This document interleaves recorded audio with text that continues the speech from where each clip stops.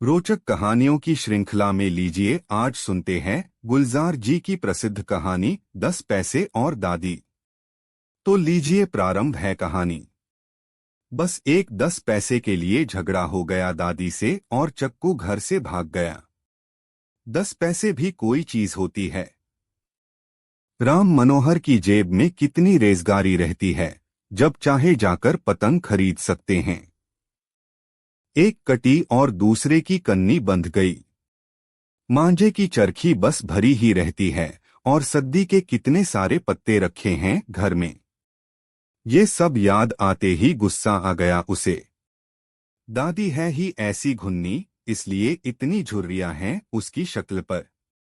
राम की दादी की शक्ल पर तो एक भी नहीं। एक के बाद एक उसे दादी के सारे नुक्स याद आने लगे। कान कितने ढीले ढाले हैं। जब भी गालों पर चूमती है तो आंखों पर लटक जाते हैं और पलकें तो हैं ही नहीं। रात को सोती है तो आधी आंखें खुली रहती हैं, मुंह भी खुला रहता है। दादी के कार्टून बनाता वो नंगे पांव ही रेलवे स्टेशन तक आ गया। बिना किसी इरादे के वो स्टेशन में घुस गया और जैसे ही गार्ड ने सीटी दी वो दौड़ के गाड़ी में चढ़ गया। गाड़ी चलने के बाद ही उसने सोचा चलो घर से भाग जाए, और गाड़ी में ही उसने फैसला किया कि जिंदगी में खुद मुख्तार होना बहुत जरूरी है। ये भी कोई जिंदगी है। एक एक पतंग के लिए इतने बूढ़े बूढ़े लोगों के सामने हाथ फैलाना पड़े। इसीलिए तो उसके बड़े भाई भी दादी को छोड़कर बंबई चले गए थे और अब कभी नहीं आते। कितने साल हुए। गाड़ी के दरवाजे के पास बैठे बैठे उसे नींद आ गई। बहुत देर बाद जब आंख खुली तो बाहर अंधेरा हो चुका था और तब उसे पहली बार एहसास हुआ कि वो वाकई घर से भाग आया है। दादी पर गुस्सा तो कुछ कम हुआ था, लेकिन गिला और शिकायतें अभी तक गले में रुंधी हुई थीं। 10 पैसे कौन सी ऐसी बड़ी चीज है। अब अगर पूजा की कटोरी से उठाए तो चोरी थोड़े ही हुई। भगवान की आंखों के सामने लेकर गया था। खुद ही तो कहती है दादी कि उसके देवता जागृत हैं, दिन रात जागते रहते हैं, कभी नहीं सोते। नहीं, वो आंखें बंद कर ले तब भी देख सकते हैं। ओह, तो 10 पैसे कैसे नहीं देखे, और देखे तो बताया क्यों नहीं दादी को। वो तो समझती हैं मैंने चोरी की है। दादी के भगवान भी उसी जैसे हैं। घुन्ने कम सुनते हैं, कम देखते हैं। किसी ने दरवाजे से हटकर अंदर बैठने के लिए कहा। स्टेशन आ रहा था शायद। गाड़ी आहिस्ता हो रही थी। गाड़ी के रुकते रुकते एक बार तो ख्याल आया कि लौट जाए, लेकिन स्टेशन पर टहलते हुए पुलिस वालों को देखकर उसका दिल दहल गया। वो बिना टिकट था, ये ख्याल भी पहली बार हुआ उसे। उसने सुना था बिना टिकट वालों को पुलिस पकड़कर जेल भेज देती है और वहां चक्की पिसवाती है। दरवाजे के पास ठंड बढ़ गई थी। वो अंदर की तरफ सीटों के दरमियान आकर बैठ गया। गाड़ी चली और लोग अपनी अपनी जगहों पर लौटे तो संदूक पेटी बिस्तर के ऊपर नीचे से होता हुआ वह खिड़की के बिल्कुल नीचे जाकर फिट हो गया। थोड़ी देर बाद उसे भूख और प्यास का एहसास सताने लगा। खुदमुख्तारी के मसले एक एक करके सामने आने लगे। उसे भूख भी सता रही थी, प्यास भी।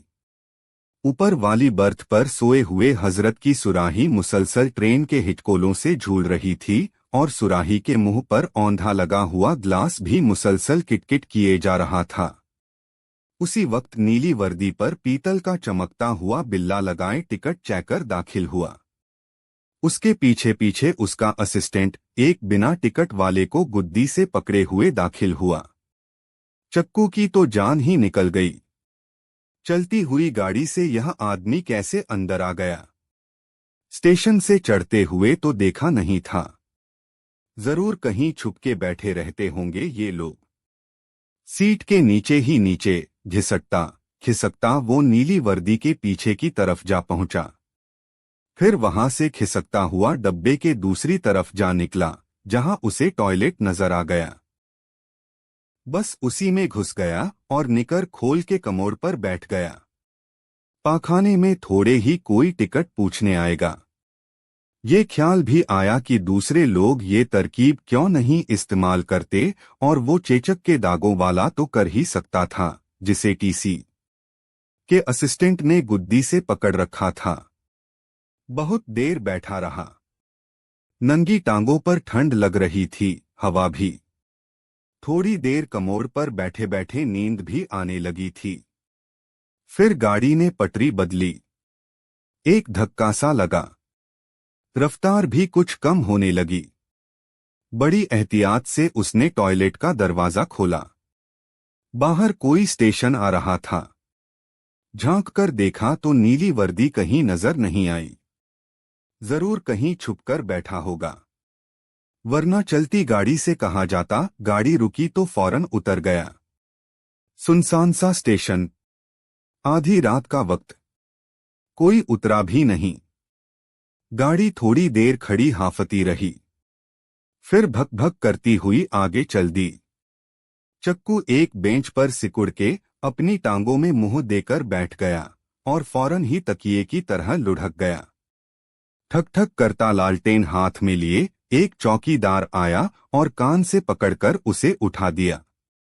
चल बाहर निकल, घर से भाग के आया है क्या?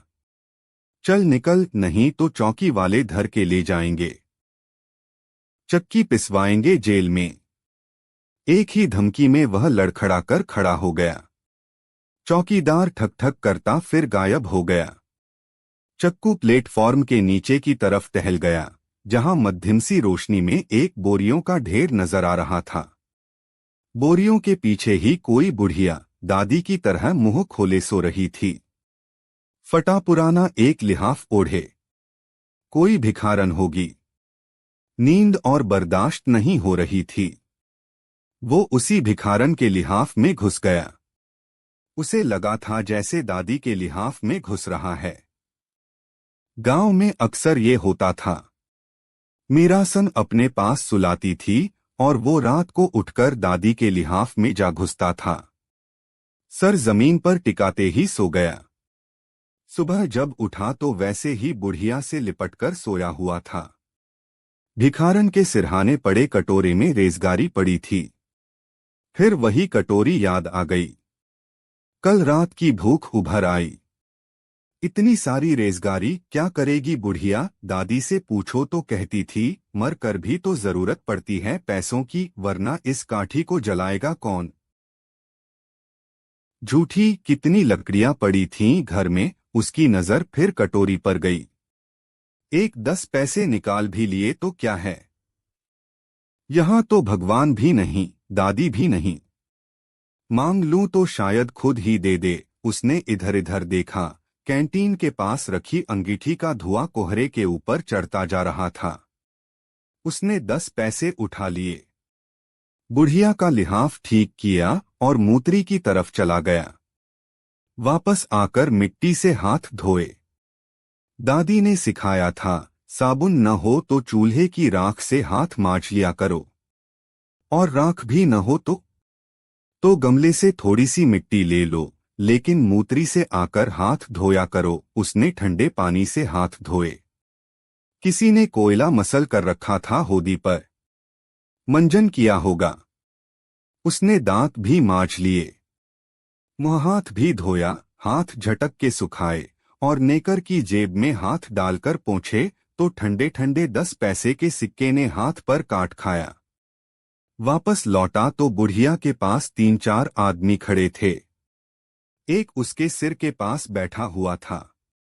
कह रहा था, बिल्कुल अकड़ गई है, मरे भी 8 घंटे तो हो गए होंगे। रात नींद में चल बसी शायद। चक्कू वहीं घबराकर खड़ा हो गया। वेटिंग रूम से भी कुछ लोग उसी तरफ आ रहे थे। अब क्या होगा इसका? स्टेशन मास्टर आएगा तो किसको खबर करेगा? किसको? म्यूनिसिपैलिटी को। वही जलाएगी ले जाकर। जो पास बैठा था उसने लिहाफ खींचकर मुंह ढक दिया। चक्कू ने नेकर की जेब से 10 पैसे निकाले और बुढ़िया के कटोरे में फेंक दिए। सबने देखा उसकी तरफ और वह भाग लिया, तेज, बहुत तेज दादी के पास। तो दोस्तों, यह कहानी आपको कैसी लगी आप हमें कमेंट के माध्यम से ज़रूर बताएं, और आप इस चैनल पर पहली बार आए हैं तो आप इसे ज़रूर सब्सक्राइब कीजिए। इस कहानी में मेरे साथ बने रहने के लिए आपका बहुत बहुत आभार।